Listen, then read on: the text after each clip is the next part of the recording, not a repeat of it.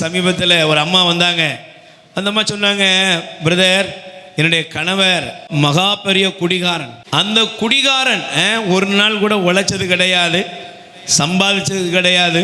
அப்படி சம்பாதிச்சாலும் குடிச்சே அழிச்சிடுவார். ஆனால் எனக்கு 3 பெண் குழந்தைகள் பிறந்தாங்க. நான் என் வாழ்க்கையில் தற்கொலை செய்து சாகிறதுக்கு எடுத்த நிறைய முடிவுகள், காலங்கள் நிறைய இருந்துச்சு. அல்லேலூயா. ஆனால் ஒரு காலத்தில் என்னை ஒரு அருட்தந்தை அவர்கள் சந்தித்து சொன்னார், இங்கே வா, உன்னுடைய வாழ்க்கை இப்படித்தான் ஆகிப்போச்சு. ஆனால் இந்த நிலைமையில் நீ ஆண்டவரை மட்டும் பிடித்துக்கொள். Praise the Lord. நீ சாகிறதோ உன் பிள்ளைகளை சாகடிக்கிறதோ நியாயம் கிடையாது.